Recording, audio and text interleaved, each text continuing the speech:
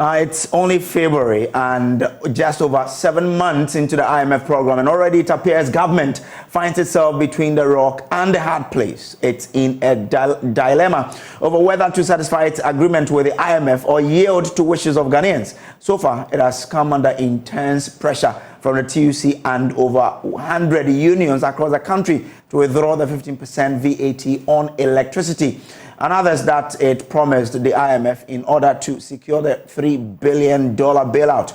President Akufo-Addo's cabinet has directed Finance Minister Ken Ofori-Atta to formally engage with the International Monetary Fund to agree on areas for expenditure cut as government struggles to implement the 15% value-added tax on electricity.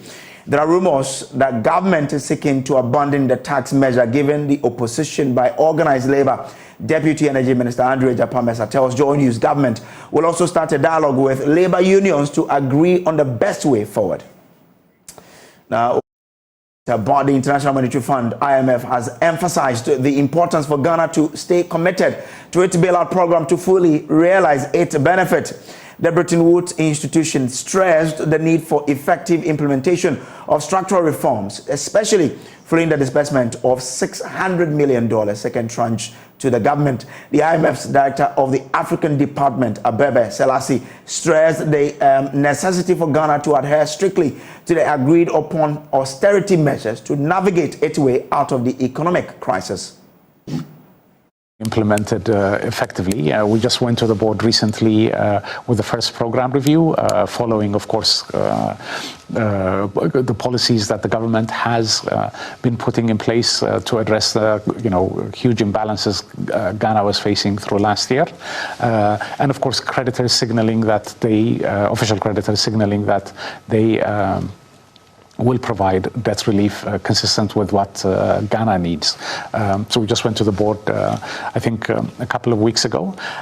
What I can say is that going forward, it will be really, really important that Ghana continues to implement the program that they have developed as envisaged. That is really critical. These programs are not, are designed to be implemented over 3-4 years. And it's really important that, Ghana sticks the course and sees the program being implemented over the next 3 years. So we look forward to continuing to support Ghana consistent with program implementation. Organized labor, however, insists only a complete withdrawal of the tax policy will stop their intended demonstration. Deputy Secretary General of TUC, Joshua Ansah, tells Joy News players from the informal sector will join the demonstration. As I speak to you now, we have not received any official communication from the government.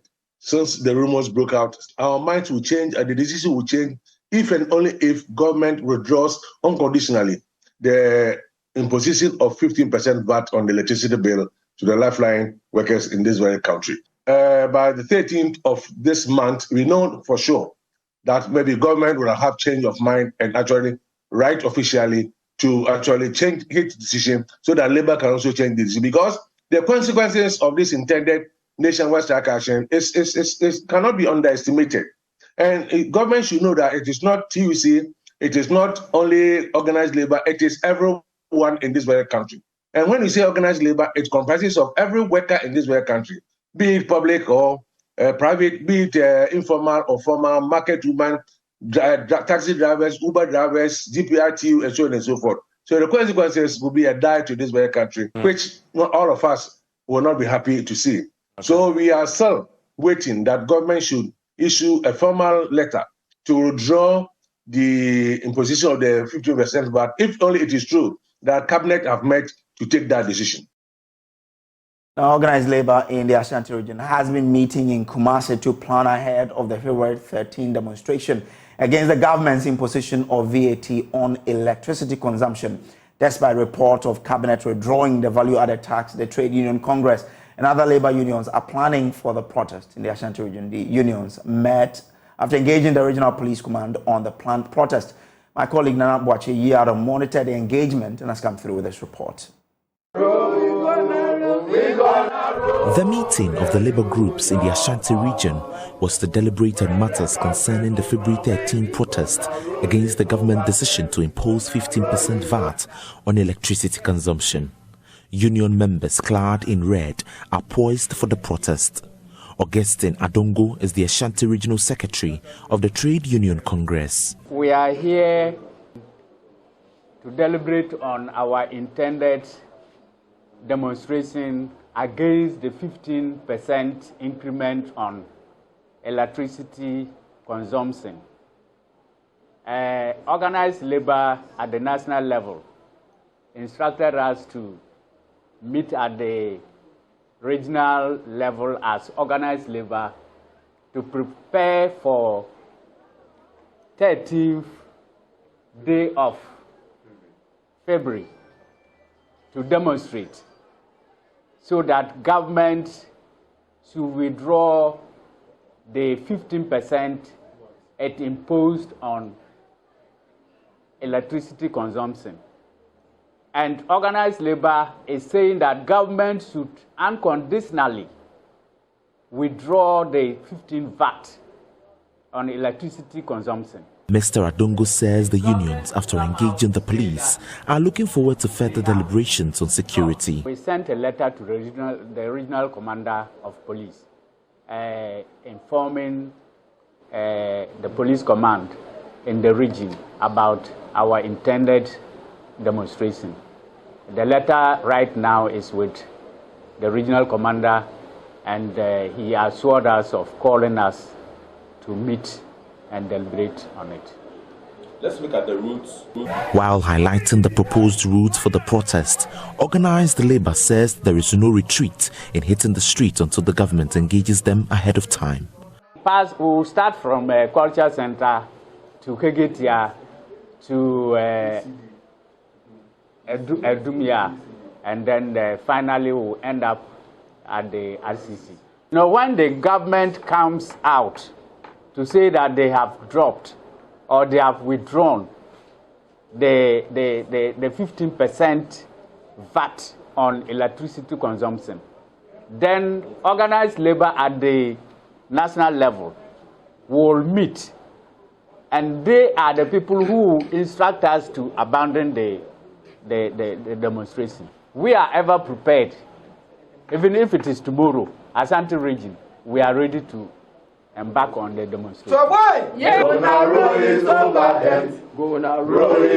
Joe News, Nana Bochi Kumasi. Meanwhile, get ready to pay more on goods and services as government has scheduled to implement 12 taxes this year as part of revenue measures promised by government to the IMF. This is to help the government raise some 12 billion cedis, with significant component coming from the VAT exemptions removal.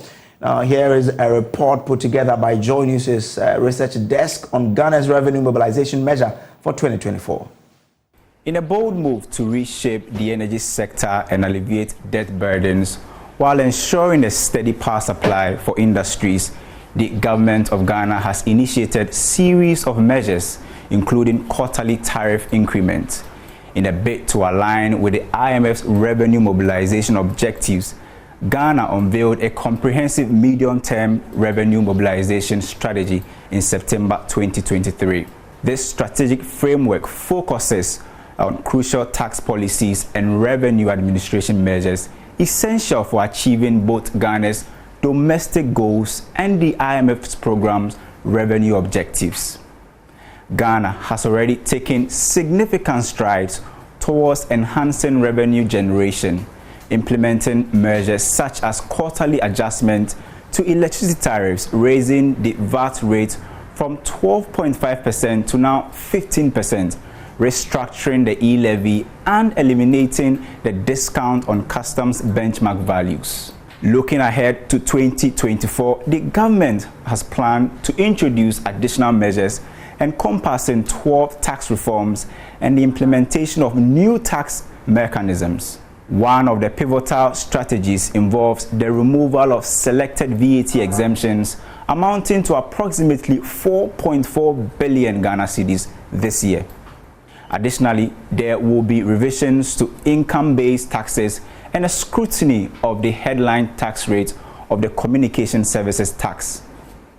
The government of Ghana also aims to expand taxes on gambling revenues, heighten stamp duty, introduce a 5% VAT rate on the rental of commercial premises and unveil new taxes such as the emission tax and the plastic packaging tax. Adding more, the government is set to strengthen the implementation of the vehicle income tax sticker mechanism and embark on a reform of corporate income tax by gradually phasing out tax holidays and exemptions. It is crucial to note that these tax measures are intrinsic to government's independent revenue mobilization strategy and not dictated by the IMF. As Ghana navigates these reforms, stakeholders and citizens alike will closely observe the impact on various sectors and the overall economic trajectory in 2024 and beyond. Isaac Kofi reporting for Joy News. Well, so Kofi J joins me in studio with more details from the IMF program. Kofi, we understand that all tax handles come in 3 different formats. Yeah. Tell us more. So we have the direct taxes and indirect taxes, as well as the administrative measures. So all of these 3 combined and brings our estimate to some 12 billion Ghana cedis that government is hoping to rake in this year. So we start with the direct taxes that government is hoping. Some of them are already existing taxes, and what government is going to do is that they are going to do what we call the reforms. So for instance, a tax like the revision and expansion on gambling revenues is already in force. Okay. And last year, the estimate was around 1 billion cedis. So if you are going to add the expansion, which will give government access to tax other stakeholders like, lotteries, then we are looking around 1.5 billion cedis this very year. There's also the expansion of entities subject to communication service tax. So we are probably going to see the communication service tax, the rate on it being increased. There's also the increase in stamp. Some of these measures have already been, announced in the 2024 budget. So total, we are looking at some 1.5 billion cedis from direct taxes in 2024 this year.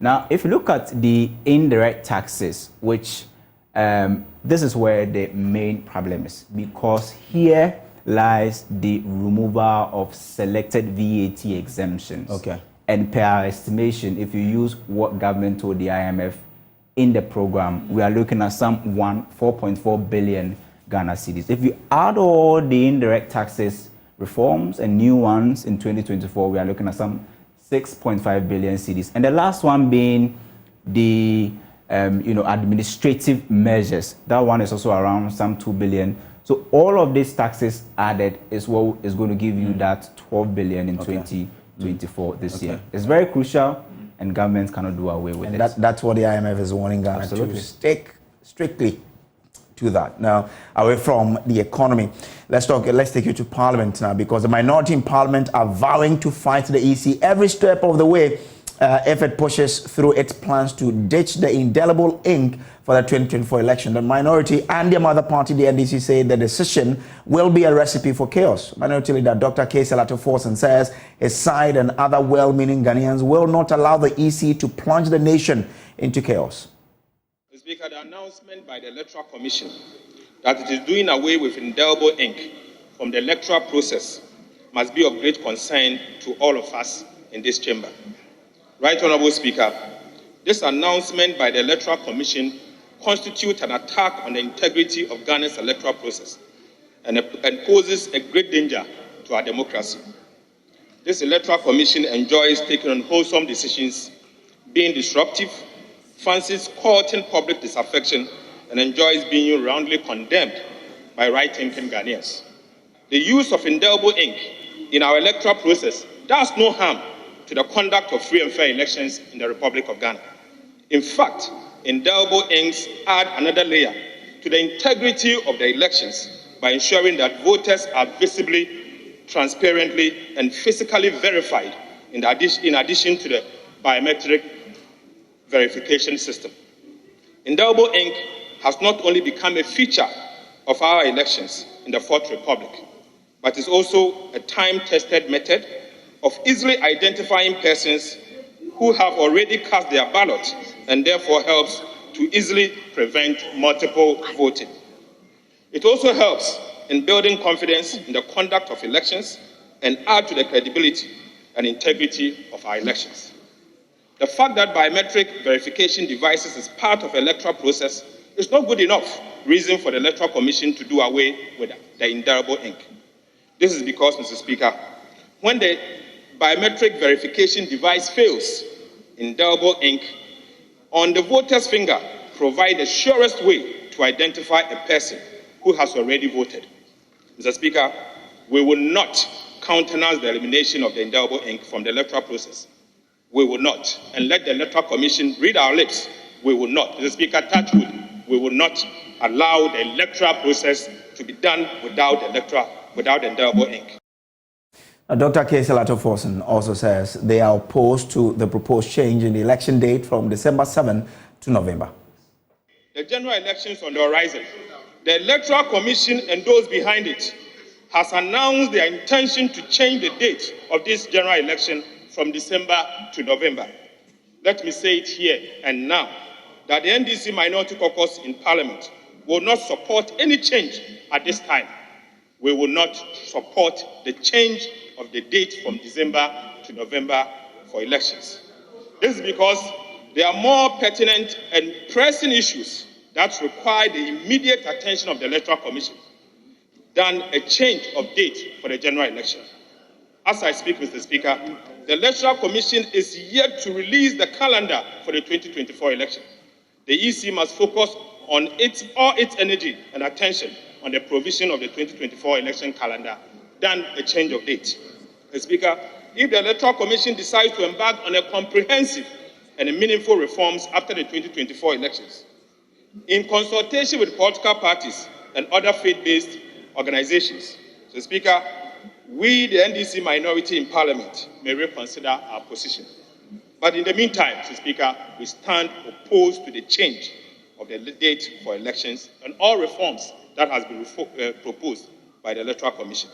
For now, we will not support the Electoral Commission's decision to change the date for the 2024 general elections.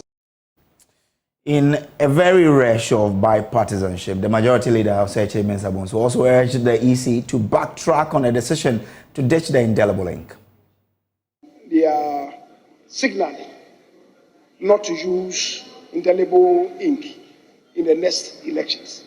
Mr. Speaker, I raised a matter after the conduct of the disassembly elections, and I agree with my colleague that they may have to revisit the matter, in particular because the database of the Electoral Commission, as far as some of us do know, don't talk to one another. The database for the regions talk to themselves. So you cannot vote in, let's say, Swami, and then run to Offenso North to vote. You'll be caught, because there is synchronized, but they don't go beyond the regions. So it is possible for one person to vote in Accra and dash to Bole to cast his or her vote. So, Mr. Speaker, to that extent, to the extent that the database is not talking to, in the various regions are not talking to themselves, it's important that we further guarantee any abuse, preventing any abuse of the system by resorting to the use of indelible ink. In the course of the NPP elections, the indelible ink was applied. What, however, I saw was that the ink that was applied was not fast enough. You could easily rub it. So we are appealing to the Electoral Commission to reintroduce it and also ensure that the ink that they apply is very fast. Now, Parliament has returned with significant changes in terms of how business is conducted in the legislature. The Finance Committee has been split into 3 separate committees, whilst MPs are now required to recite the National Pledge once a week. The defeat of 28 NPP MPs in their party's primaries was also a subject of talk in the House. Parliamentary Affairs correspondent Kwekwa Asante has a wrap of happenings in Parliament. After more than a month on break, MPs are back in the House to do business, but they announced significant changes to how business will be done on the floor of the House. Starting from this meeting, MPs will be required to recite the national pledge once every week. That is at the start of the week. And today, MPs had to recite that pledge.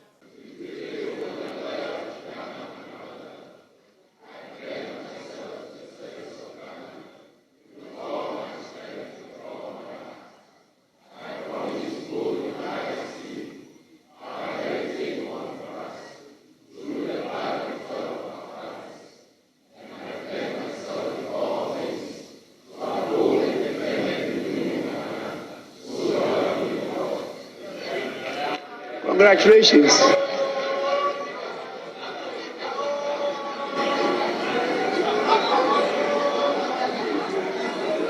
Honorable members,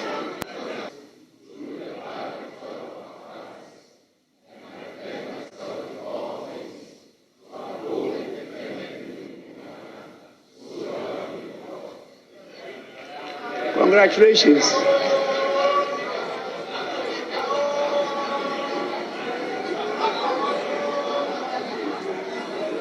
Honorable members. Also, at the start of every particular sitting, there will be a roll call of MPs. And MPs will be required to stand in their seat and be recognized. That is part of the measures the Speaker of Parliament, Alban Bagbin, is taking to ensure that there is maximum attendance in the House. Today, of course, there was some confusion in terms of how exactly that process will pan out. This is how it all went down on the floor. Asensu Boachi Francis, Esiama Isaac Kwame. You indicated that when your name is called, when the roll is being called and your name is mentioned, we should respond and not stand and wave.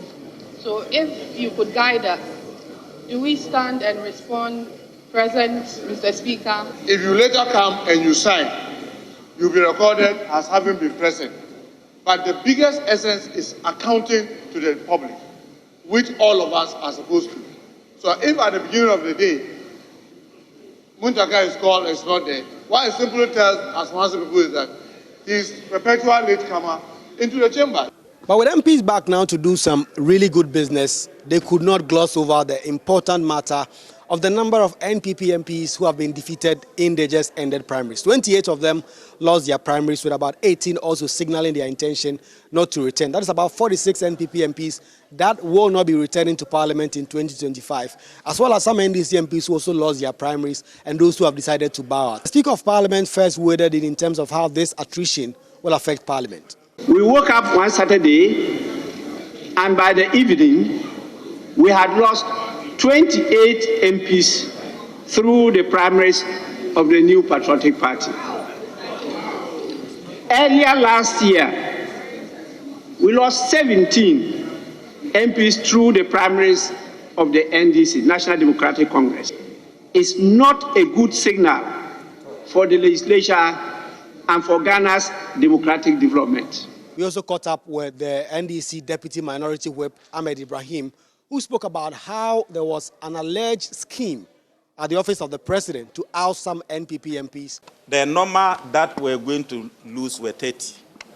That was the estimation from my calculation, if you remember. So you could see that the last house was after them. Mm-hmm. And we knew once the big house is after you, there's no way you are going to contest. You are going to make it. So clearly you could see that the system was ready to act some of the people out. And I'm not surprised. The number, our estimation, it was 30. We also heard then from the majority leader, H.A. Mensah Bonsu, who spoke about political parties and what they must do to their internal rules to ensure that certain MPs, especially those with so much experience, are protected. It is unfortunate to relate that Ghana's parliament now is in the league of only 3 parliaments in the world which have the highest attrition rates globally. And this is not helping the growth and development of our democracy. I've often made appeals to the 2 leading political parties in the country, the New Patriotic Party, which is my own party, and the National Democratic Congress, to introspect on their respective constitutions. So A number of key changes now in Parliament. For instance, the all-powerful Finance Committee has been broken down into three: the Finance Committee, the Committee on Planning, the Committee on the Economy. Also, the Appointments Committee will still be chaired by the Deputy Speaker, but of course, they will co-opt members of other committees depending on the work that they are going to be doing. In the coming weeks and in the coming days, we'll be rolling out a series of the changes that are now embodied in the new standing orders of the House. Reporting for Joy News, Kweku Asante, Parliament House, Accra. Now, former President John Mahama is putting the ruling government to test by comparing records on economic successes between the New Patriotic Party and the National Democratic Congress. This is in response to the government's claim of inheriting an economic mess from the previous NDC administration. Mr. Mahama spoke at a town hall meeting in Tamale. Nana Yaojima has more in the following report. According to the NDC flag bearer, the debt to GDP, which currently hovers around 100%, was left at 57% with a budget deficit of 6.6% when the NDC was exiting power. The NDC also touts its inflation figures of 15.5% as better compared to that of NPP.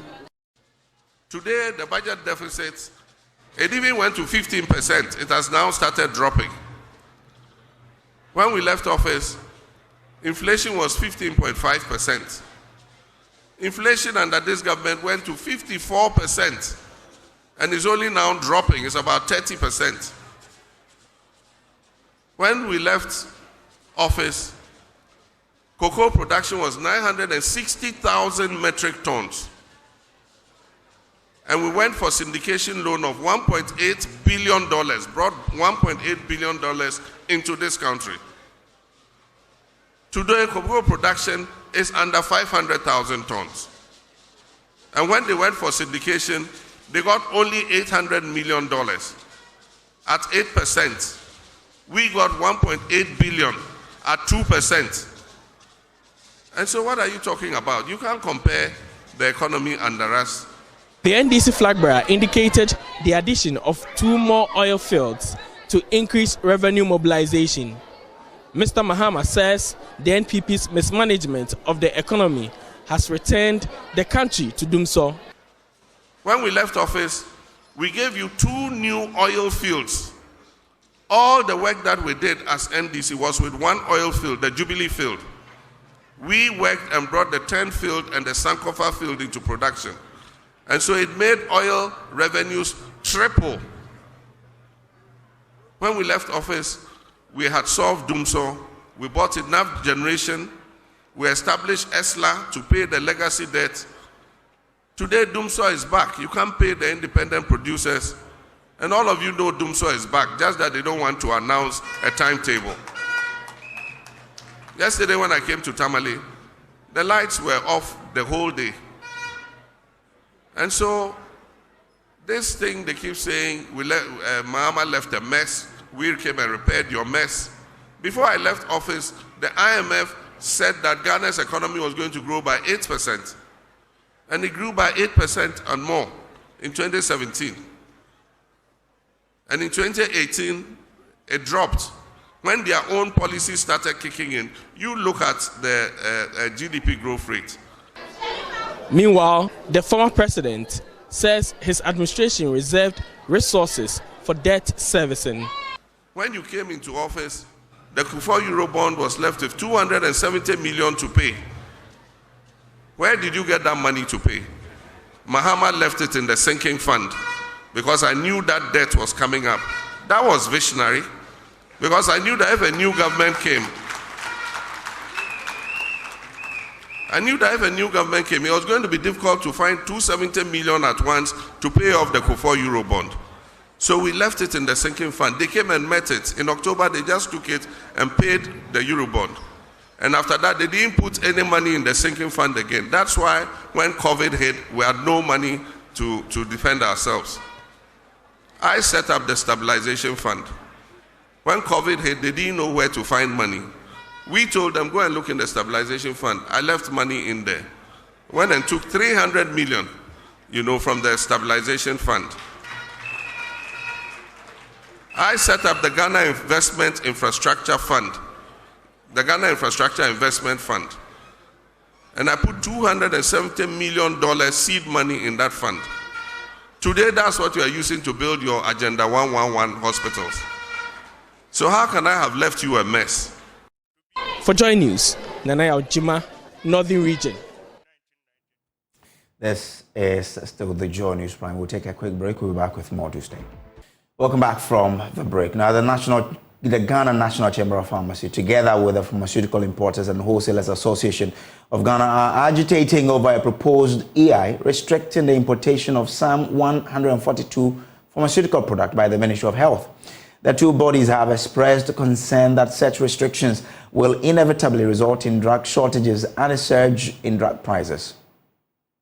The Chamber explains that the Pharmaceutical Manufacturers Association initially submitted a list of 116 products to the Ministry of Health.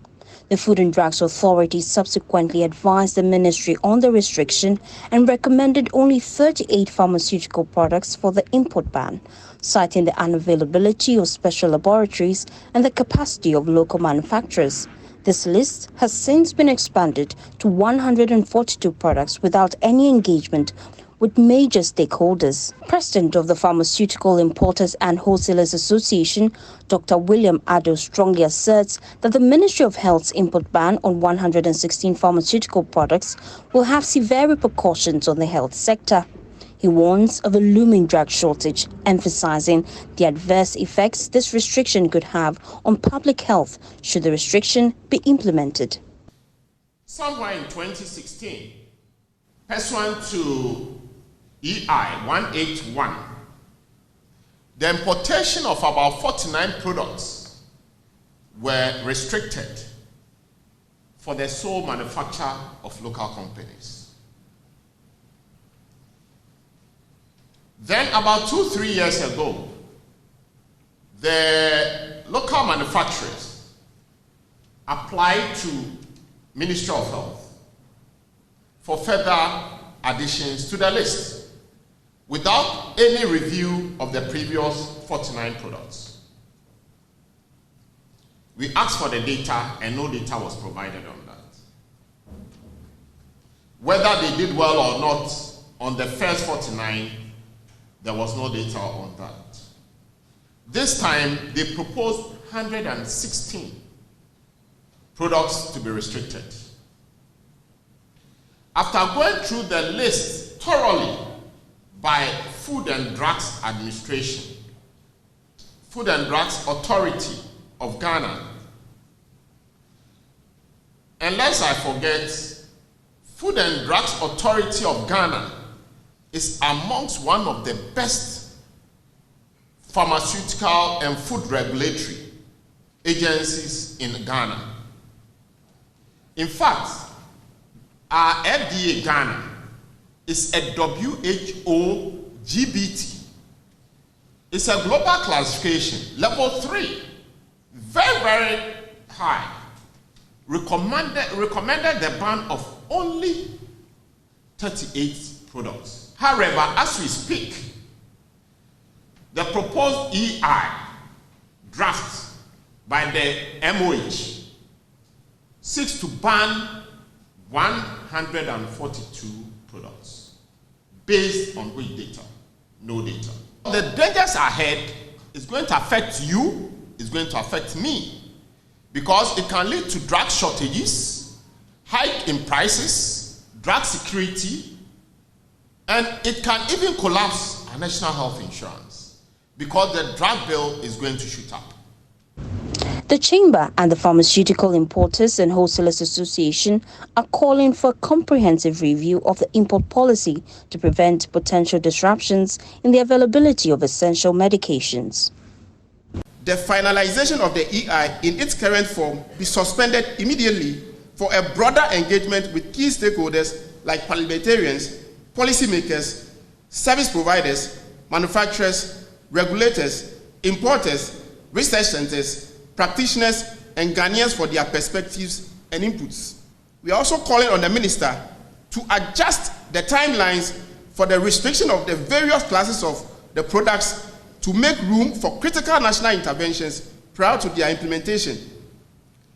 These include, firstly, the establishment and operation of the functional system for data collection and analysis on the capacity of local manufacturers to meet national needs of medicines restricted under EI 181. Secondly, the establishment of effective support infrastructure like contract manufacturing plants in at least 3 locations in Ghana to significantly reduce the existing barriers to local manufacture. We are also calling the minister for the immediate restriction should only be on the 38 pharmaceutical products recommended by FDA, as they are backed by the necessary regulatory support. Well, some residents in parts of the northern region have bemoaned hikes in activities of highway robbery. According to residents, at least 3 incidents are recorded monthly, especially on Mondays, which are market days. The issue was the most recorded challenge on the first day of the Building Ghana tour of the northern region. Nana Ajima is touring the region with the NDC flag bearer, John Mahama, and Father's report. The Building Ghana tour of the NDC aims at collating concerns of the public in drawing a party manifesto for the 2024 general election. In all 3 towns visited, Yendi, Gushegu and Mion, residents poured out their frustration at the town hall meetings. Here is a section of the public at Mion. Within every 2 weeks, we do really actually experience armed robbery. Normally we'll be here and then before we realize a car traveling from Tamale to Yendi will be stopped on that particular place. Many a time they are suspecting the people to be Fulani armed robbers. On Sambo market day, they used to stand there, or some market like today, by getting to 10 to 11. It's when you are following the route, your life is not safe. Robbers no ekwan ho no omo ha adwen pa enti ye pa ojo say be bia ko metuma boya say ye kura ye ba Abraham Joma ye gina wa no ye kwa ye suro ye timu say be kofi ana say ye nduru. Traders who visit the area on Mondays are mostly targets of the attack. Already, the overlord of Dagbon, Yana Abukari II, has teamed up with local assembly for a solution. Police checks and patrol on the highway have achieved little results. Former President John Dramani Mahama acknowledged the efforts to address the challenge. Recently, armed robbers have become a menace in Yendi and surrounding areas. I'm informed that you set up a committee, including your assemblymen, to deal with the problem. I can assure you that when NDC comes into office, the insecurity that you are suffering will become a thing of the past. John Mahama gave an assurance to tackle the situation when returned to power. He says the police will be retooled for the purpose. The equipment they need so that they can carry the fight back to the armed robbers. Because if there's no peace, there's no safety, there can be no progress. And we cannot let armed robbers take over our society like that. And so when we come, we're going to equip our police officers and our security officers with enough equipment so that they can prevent the armed robbers from disturbing the peace of the area so that we can go about our duties peacefully. This is still the Joy News Prime. We'll take a quick break here and we'll bring you showbiz right after. Stay with us.